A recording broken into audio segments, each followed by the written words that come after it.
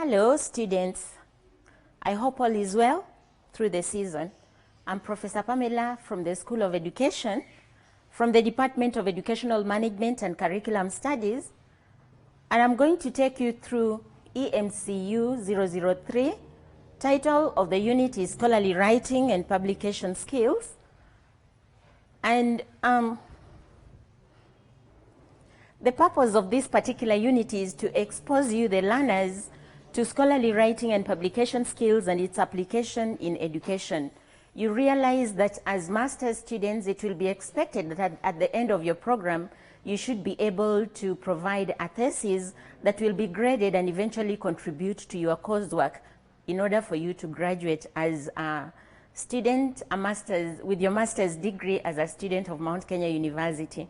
And therefore, this course is critical, and it will also enable you to know certain things with regard to your assignments, how to present your papers, your cut papers, your coursework in the course of your study at Mount Kenya University.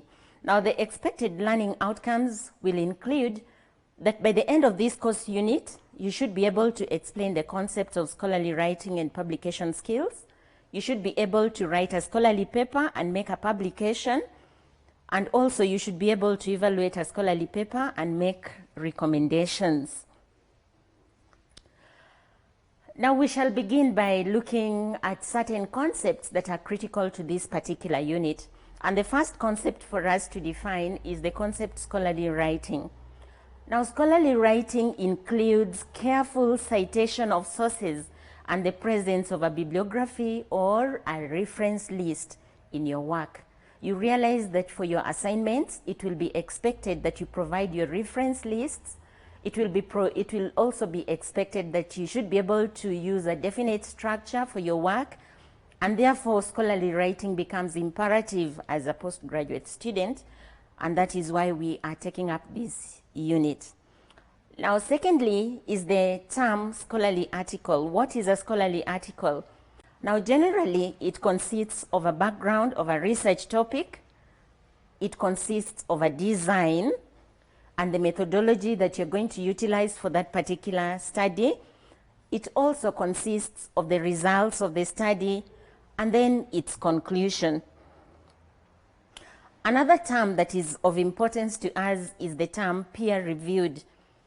Now, this is a refereed scholarly paper. Normally, we talk of journals. Now, a peer-reviewed journal paper is an article that is written by experts and are reviewed by several other experts in that particular field before it is published in a scholarly journal. And the purpose of publication is for dissemination of the content to the world to see what ideas you have and what ideas you're trying to put forward for the world to take note of. Now, this particular article is more likely to be scientific, it has to be valid, it has to be reasonable, and it must have a conclusion. Now, what are some of the characteristics of academic writing? Academic writing, in many cases, is not personal writing. You can decide to write a book. You can decide to write concerning your feelings. You can decide to write about issues, experiences that you've gone through life, you've had through life, but that might not be considered as academic writing. Now, what are the characteristics of academic writing? First, it must have a structure. Structure is required. And that means that it must have a beginning, what we normally refer to as the introduction. It must have the main paragraph, the middle part of it, and at the middle part of it, we normally include all the issues. We provide the pros and the cons of that particular issue, and lastly, it must have a conclusion. That is the end of that particular write-up. Now, the second difference between academic writing and other writing is that it is based on citations.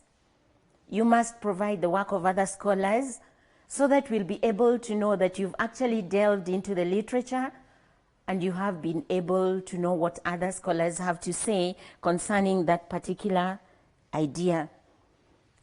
It also has rules of punctuations and grammar, especially as the end user or the consumer of the writing.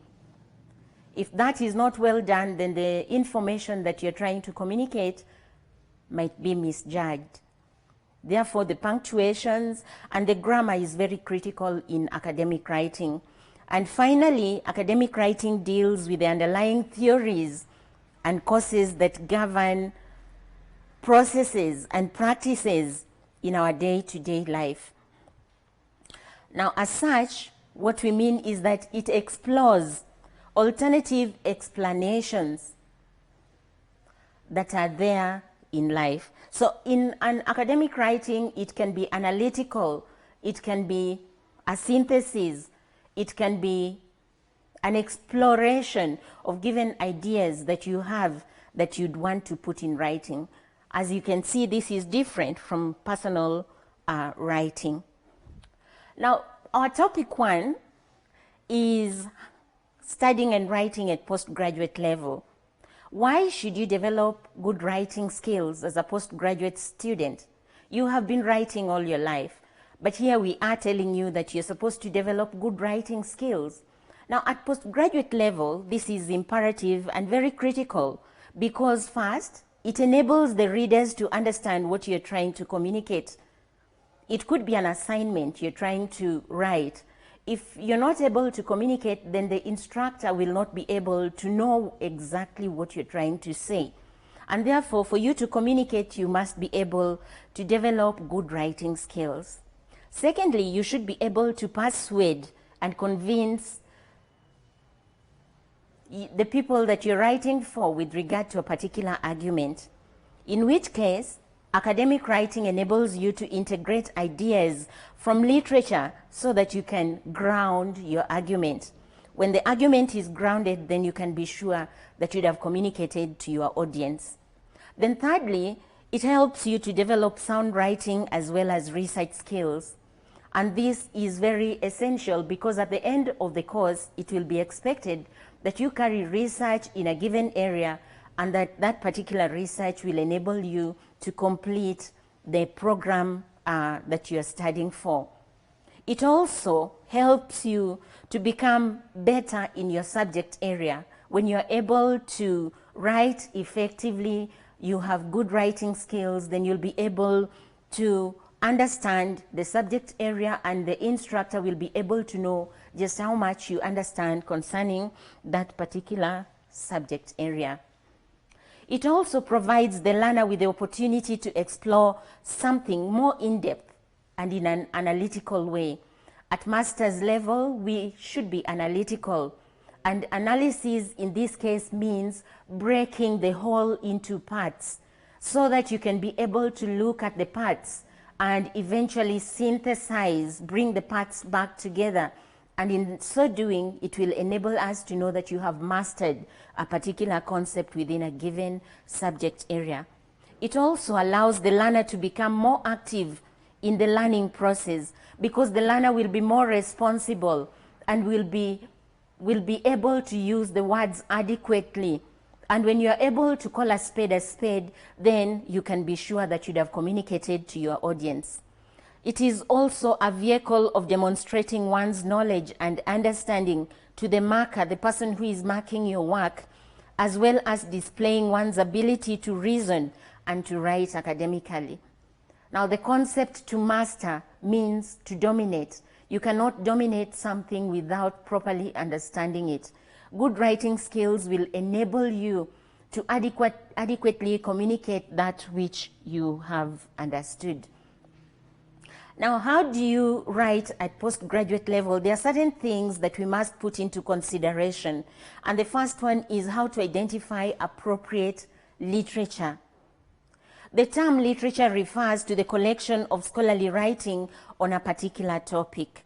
It could be the peer-reviewed articles, it could be the books, it could be dissertations, it could be conference papers, whatever it is. literature refers to that particular collection.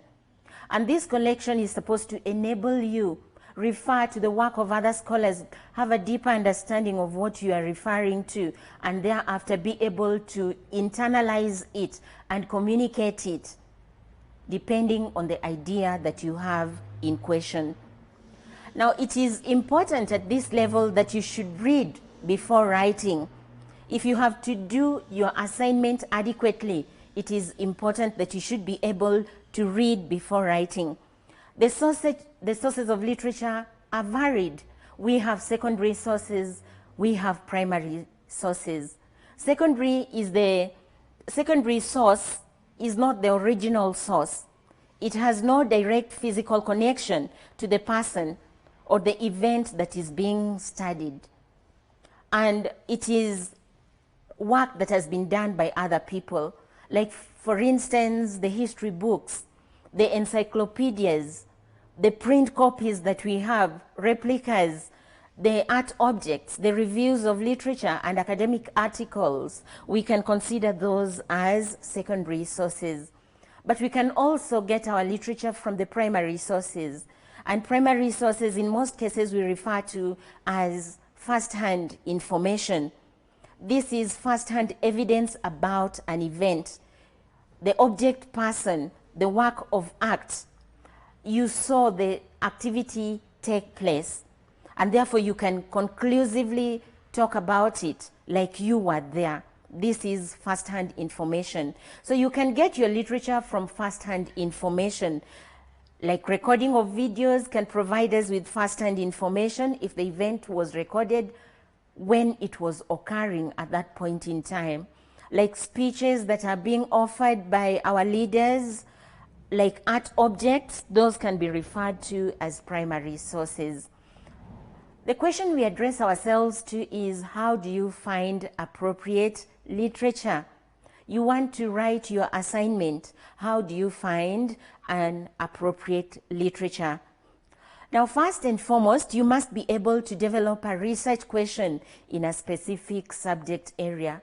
There are questions that you need to ask yourself as a scholar before you get into the writing of that particular assignment. Make a list of relevant databases and texts that you will search on. And why is this important? So that when you go to the library, which has many books, you'll be able to be specific, knowing exactly what is important for your work and what you need for your assignment. Then thirdly, you need to make a list of relevant keywords and phrases. And why is that important? Because that will help you with a search engine in the library. You'll be able to know where exactly to go to. You want a book on management, you have an issue on management to research on, you will know exactly which part of the library to visit. Then also start searching and make notes from each database and keep track of your search. Now, why is it important to keep track of your search? It is essential to keep track of your search so that you'll be able to know and refer some other person where that particular issue was addressed from. You'll be able to know what kind of references you're going to have for your work.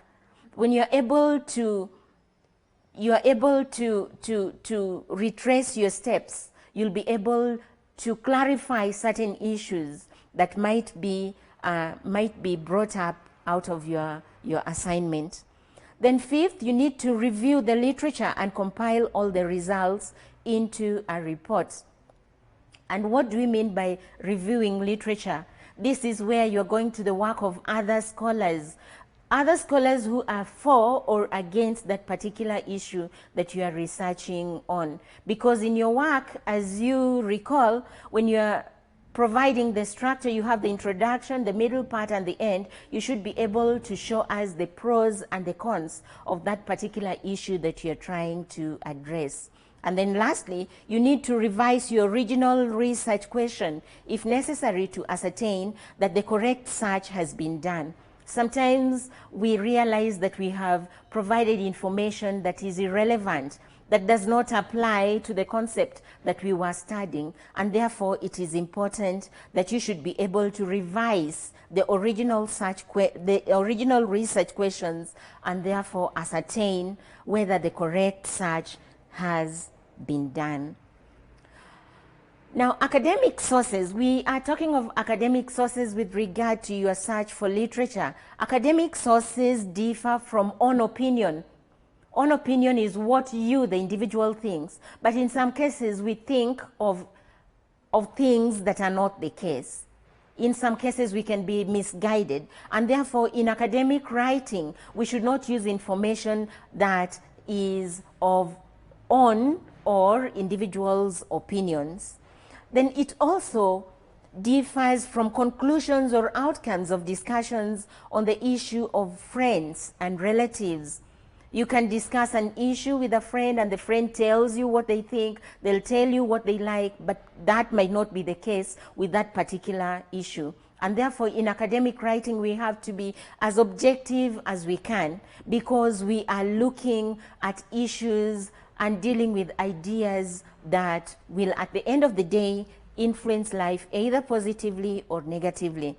Academic sources also differ in terms of, they differ from magazines, the newspapers that we normally read. Those ones are not academic sources. And we normally advise our students not to utilize the newspapers as part and parcel of literature review, because in most cases newspapers and magazines do not provide objective information. But we can say that that information from the newspapers and from the magazines can be generated as academic ideas. They can provide you, they can open your eyes so that you can be able to look at issues that have been raised from the newspapers, from the magazines, and enable you to go out, carry out a research and validate the information that they would have provided. Now, secondly, let us look at how to make notes and record excerpts. At postgraduate level, we are asking you to undertake your assignment. And in undertaking your assignment, it is important that you do literature review. So we have shown you how you are going to identify appropriate literature, and now let us look at how you're going to make notes and record excerpts. How can a learner make notes and record excerpts? Taking notes effectively and efficiently as a learner, you have to read that we have said. You can save that particular information either in your laptop or in writing. Psychology says that when you write, you are able to retain so much as compared to just reading and going your way. And therefore, you can save a great deal of time by recording the information that you'd have collected and also be able to refer to it in the future. And therefore, it's important that you must have a clear focus on exactly what to look for. You must be conscious of time, because in so doing, you'll be able to organize your notes in an appropriate manner. Now, there are three main reasons for note taking. First, you take notes in order to select, so that you don't just take everything the way it is. You also take notes in order to understand. You also take notes so that you can be able to remember. Like I've already said, that psychology has it that you'll retain 80% of what you write down as compared to just seeing and going your way. Now, let us see how you can take notes to select. When you are making notes for an essay, you're making notes for a report or a seminar paper, you will need to understand and select information. Not everything is relevant. Not everything will apply, and therefore you need to choose. Selecting in this case refers to choosing with a focus. And the focus in this case is the theme of what you are writing for. And therefore you select your information according to its relevance and also according to the title and the question that you are dealing with.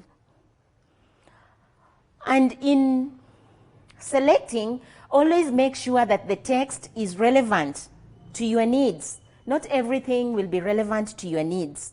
And when you know that the text has the information that you need, you can now begin to write the notes so that you don't waste time. And then organize your notes so that you can be able to write better.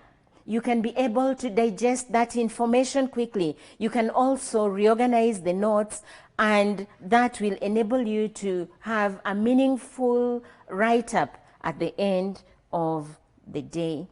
Use your own words to check that you understand each point that you have noted. Don't use the words of the writer of that particular excerpt. Use your own words so that you will be able to ensure that you have understood whatever it is that you will be writing. Now, this is also important so that you will help to avoid plagiarism sources. At Mount Kenya University, we emphasize the use of your own words because we check the plagiarism index, and it is at 17%. If you have anything more than 17%, then your work will not be accepted at the postgraduate school. Now also check that each point that you record is relevant to the task that is at hand. Don't just record everything for the sake of it. Make sure that it is relevant to the task that you are going to carry out. And also record the chapter and the page number for use in referencing so that you can easily retrace your steps should you need to check a point in your notes later on. That is very, very critical when it comes to making notes and record excerpts. Now, secondly, you have selected. Then secondly, now you take notes to understand. And what goes into taking notes to understand? Now, taking notes whenever you read is a useful aid to understanding the material. And you could be able to use the following techniques to improve on your understanding. You can underline and highlight the information that you are interested in. You can use your own words in the form of paraphrasing so that you can be able to internalize the concepts that you are reading on.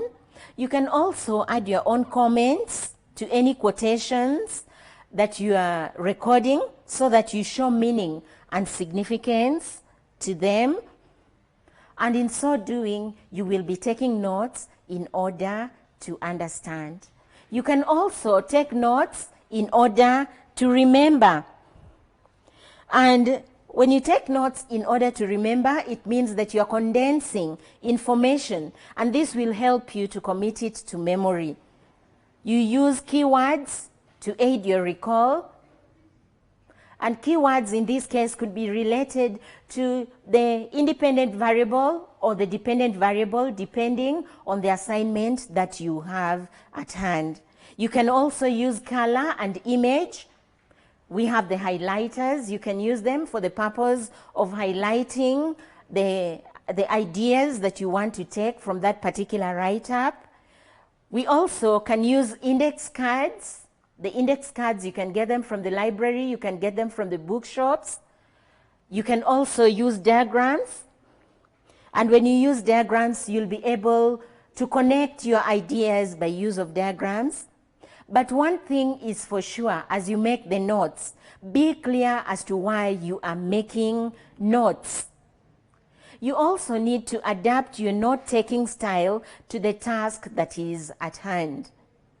You have to be selective in your note-taking and only include the information that is relevant to the current task. Very critical indeed. Use a simple form of note-taking to aid your understanding when you read. Because in this case, you're not writing for competition. You're writing for the purpose of understanding yourself to understand, and your audience, the people you're communicating to, also to understand whatever ideas you're trying to communicate. And then use your own words throughout your notes and comment on any quotations that you record.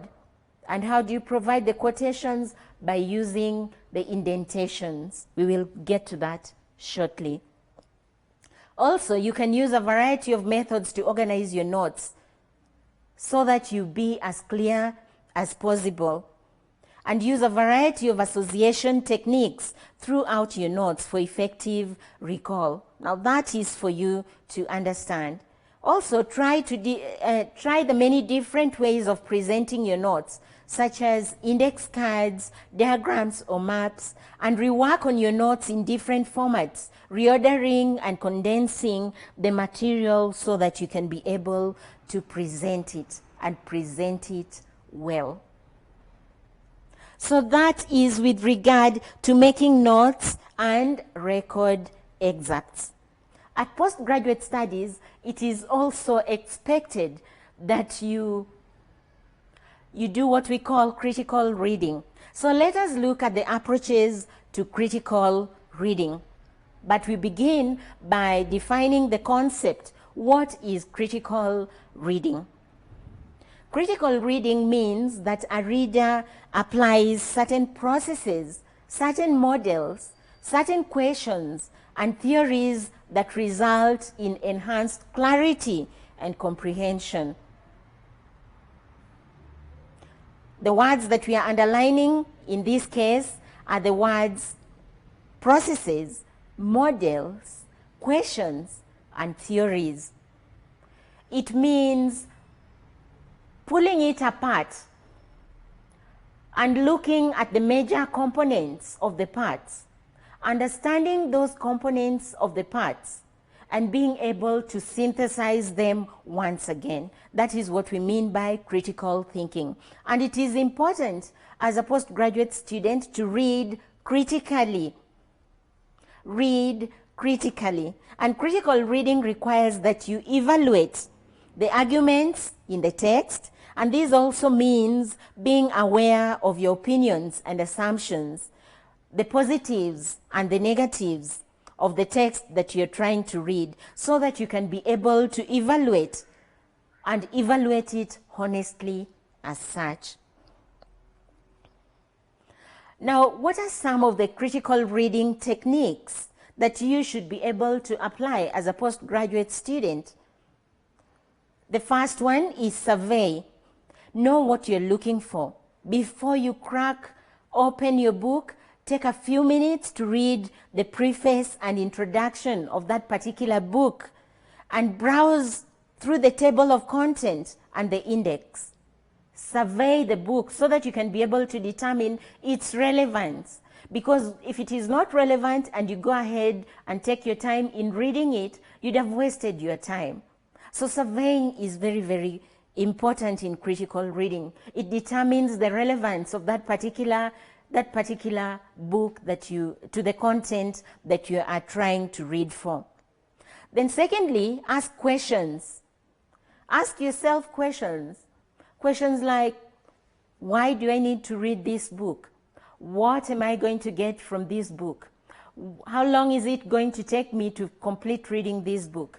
Now, such kind of questions are critical because at the end of the day, they'll determine the content you're going to get from the book and the time that you're going to spend reading that particular book. Then also read actively. Reading actively means that you should be able to internalize the concepts, be able to relate to some of those issues, be able to look at the pros and the cons of the content that you're reading. Then respond to your own questions. As you ask yourself questions, it is important that you should be able to respond to those questions. Then also record the key concepts. In the process of recording the key concepts, you'll be able to know whether your work is relevant or not. And that brings us to the end of our topic 1. Thank you and stay safe. These televised lectures supplement our robust online learning going on our EMCU online platform. You can view more on our televised lectures via our online platform. We are in a digital era, and Mount Kenya University knows this. The following are the steps to follow so as to complete your online application. Download the application form from the website www.mku.ac.ke. Attach copies of your academic certificates and ID. Pay the application fees via M-Pesa pay bill number 270988. Your ID is the account number. 2,000 shillings is the charge for a postgraduate. You can also deposit in the bank accounts provided on the website. Then email all the above to apply@mku.ac.ke.